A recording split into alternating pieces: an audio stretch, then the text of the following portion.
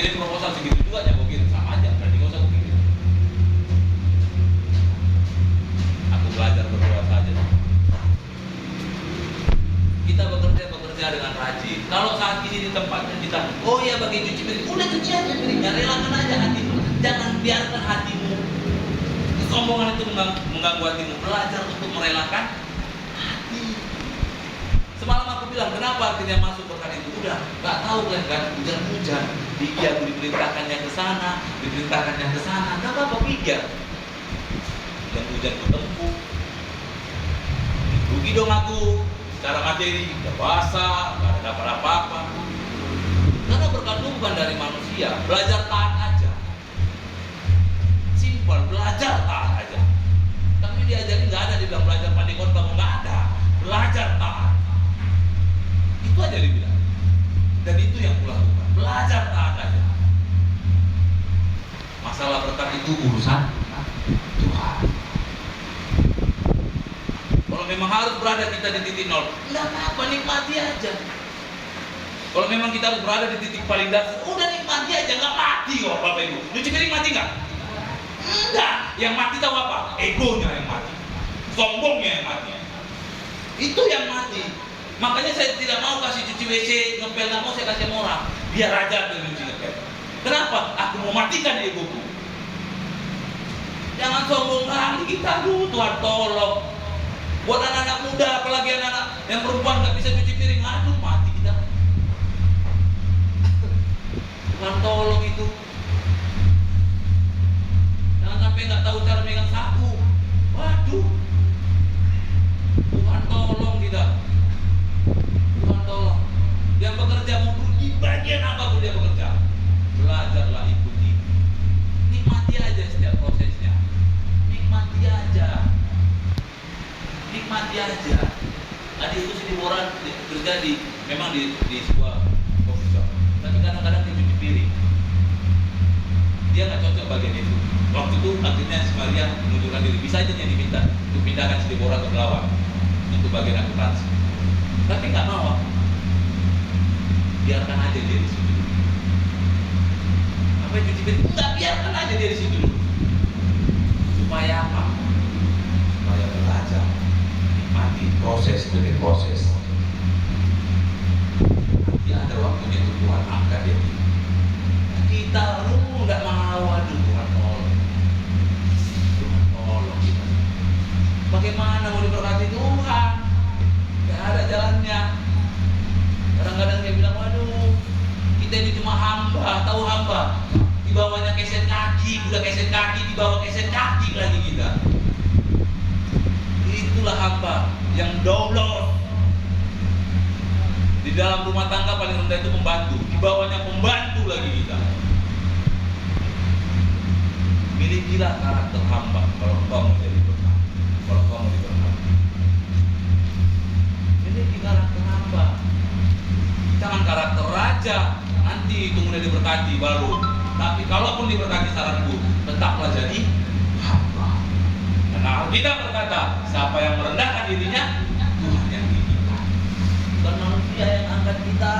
Tuhan tolong kita semua. Saul kenapa dibuang Tuhan? Karena dia iri, karena dia dengki, dia takut, berkatnya hilang. Padahal berkat itu dari Tuhan. Tuhan tolong kita semua. Ayo, saya rindu semua diberkati Tuhan. Saya rindu diberkati Tuhan. Bukan berarti saya tidak punya hubungan, saya juga punya, Bapak Ibu. Tapi apa aku bilang, sampai Tuhan nyatakan mujizatnya, aku mau ada pembaruan karakter. Jadi kalau Tuhan belum jawab, ayo diri kita dulu yang dievaluasi, jangan diri orang. Jaga hatimu, bukan jaga hati orang lain. Kalau orang nyakiti kita nggak apa-apa, jangan orang yang berbuat baik kita balas. Jangan, Tuhan tolong kita semua. Ayo, Daud bilang, gak punya apa-apa Tuhan. Nggak ada. Nggak ada dekingku Bapak Ibu. Nggak pernah menelpon keluarga aku minta bantu. Nggak ada, relasi itu nggak ada. Tapi aku tahu cuma ini yang aku punya. Ketemu orangku hatiku tulus, ketemu orangku hatiku jujur, cuma inilah yang aku punya.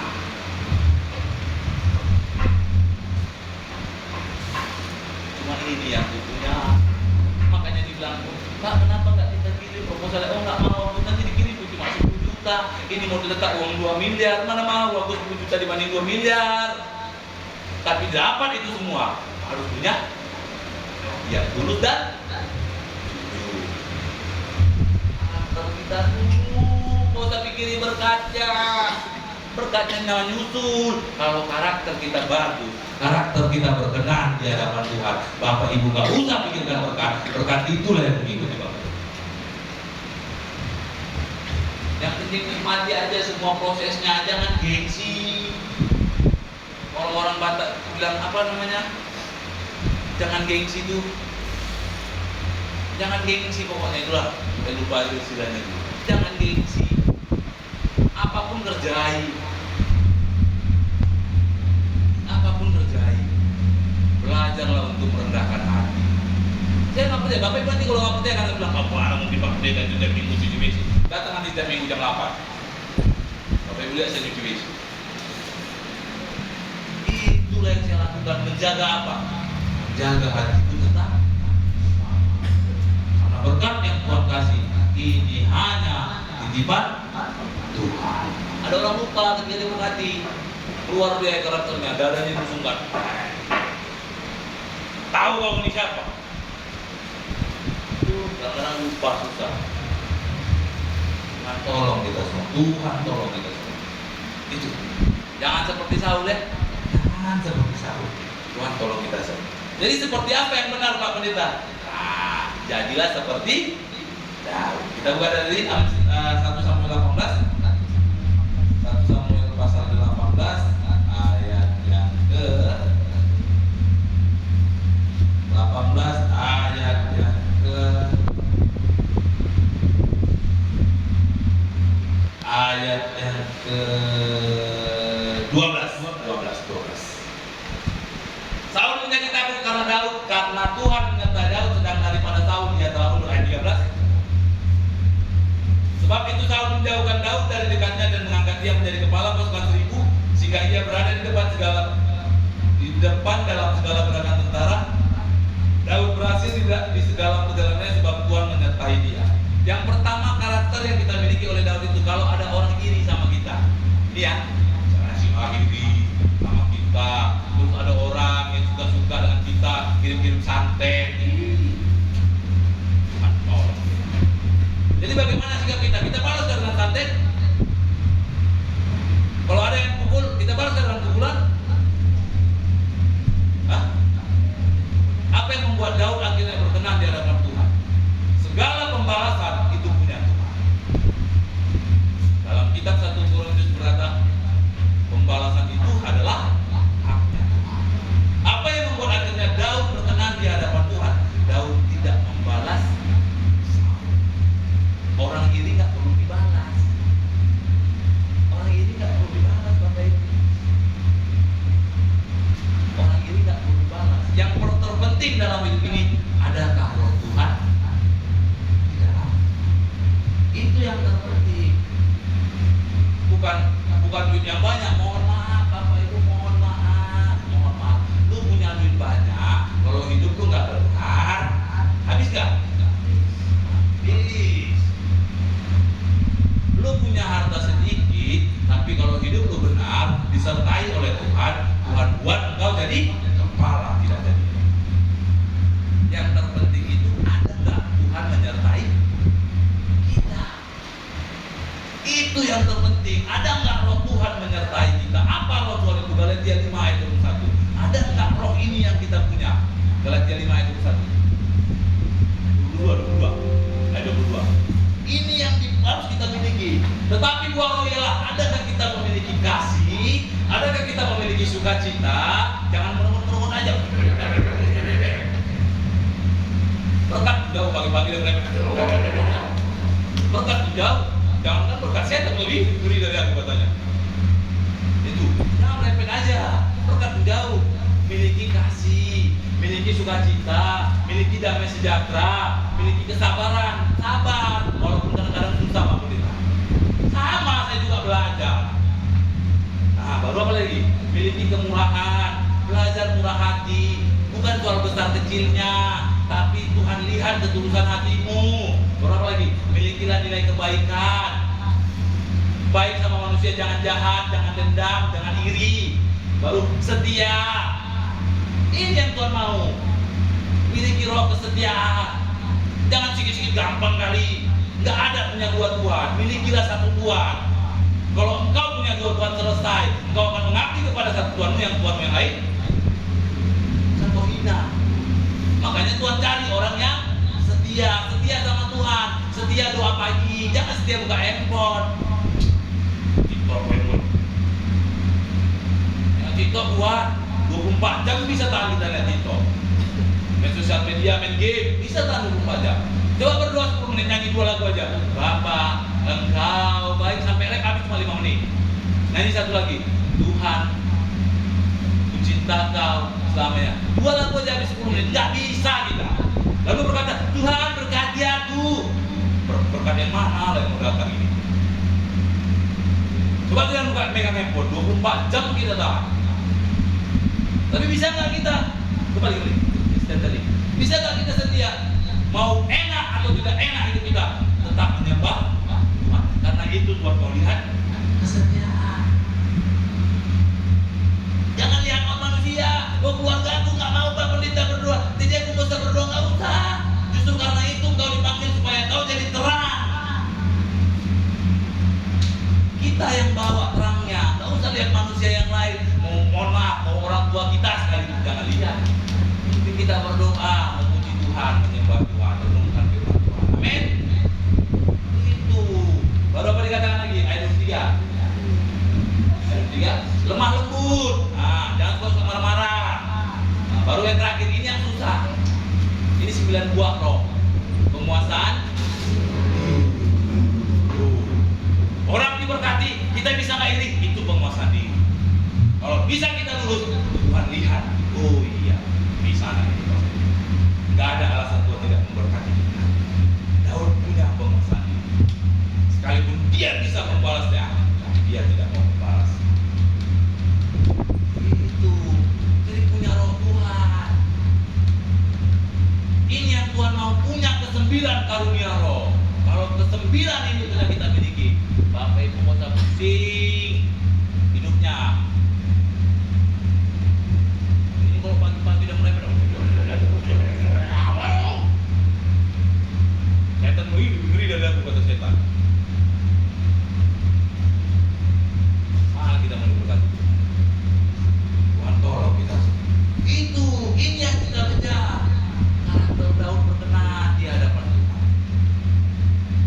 Apa contohnya Pak Pendeta? 1 Samuel pasal 24.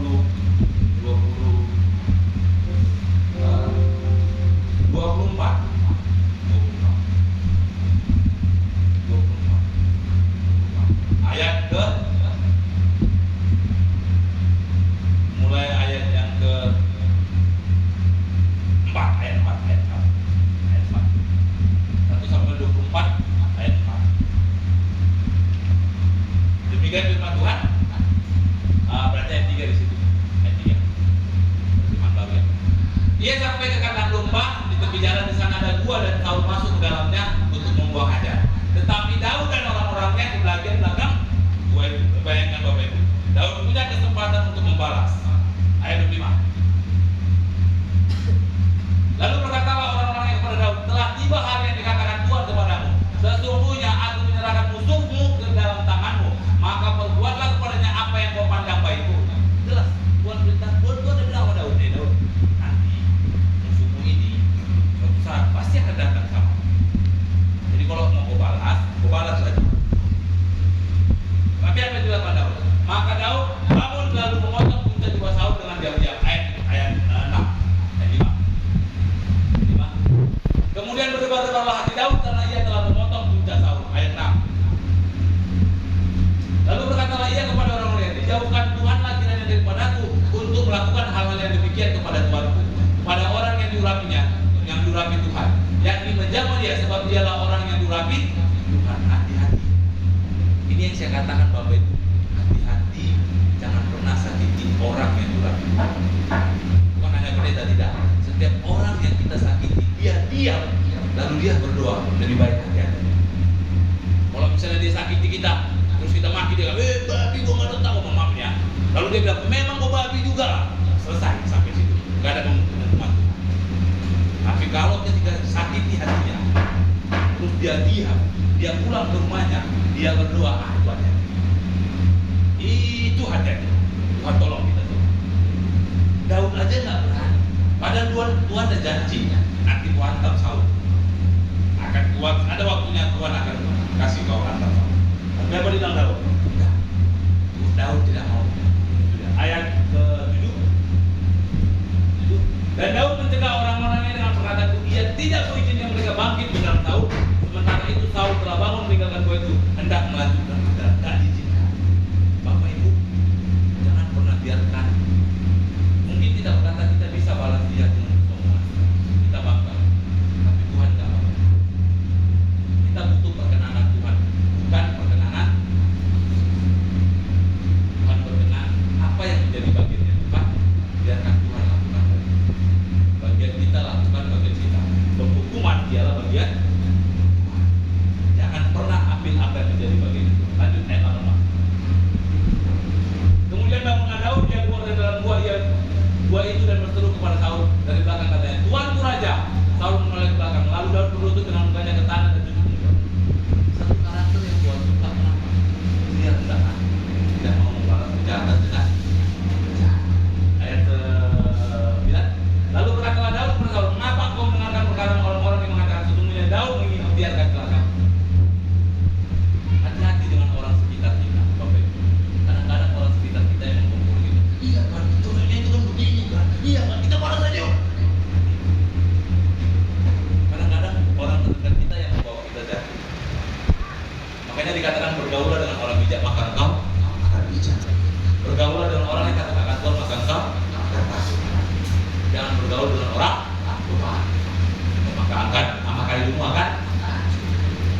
Ayat selanjutnya ayat 10. Ketahuilah pada hari ini matamu sering melihat bahwa Tuhan sekarang menyerahkan engkau ke dalam tanganku. Dalam gua itu ada orang yang telah menyuruh aku membunuh engkau, tetapi aku merasa sayang kepadamu karena begitu. Aku tidak akan menjamah Tuanku sebab dialah orang yang durhaka. Daud tidak mau balas aku. Ini yang Tuhan suka. Ini yang Tuhan senang. Sekalipun kita mampu membalasnya, tapi kita akan mau balas. Inilah yang membuat hati Tuhan itu tergerak. Dan ini yang membuat Daud jadi raja. Tahu Bapak Ibu, setelah kejadian ini Saul mati. Mati artinya dalam ketika Saul tidak bertobat dan berdamai dengan dirinya, hidupnya akan hancur. Banyak orang mati, makanya dikatakan dalam Ayub pasal 5, orang bebal akan dibunuh oleh sakit hatinya. Dan orang hidup akan dibunuh oleh iri hati. Ayo, ini dosa yang sifatnya tidak terlihat, tapi dampaknya besar. Dosa ini yang membuat roh Tuhan mundur dari kita. Kalau udah roh Tuhan mundur dari kita, sama dengan tidak ada artinya lagi kita. Tidak ada artinya lagi kita hidup. Karena roh Tuhan lah yang membuat kita bisa hidup. Daud satu ketika pernah berkata begini, engkau boleh ambil segalanya Tuhan, engkau boleh ambil semuanya Tuhan, tapi jangan pernah ambil rohmu dari Tuhan. Daud menyadari ketika roh Tuhan hilang daripadaku, aku gak akan ada artinya. Apa yang membuat roh Tuhan hilang? Ketika kita memiliki sakit hati dan milik hati.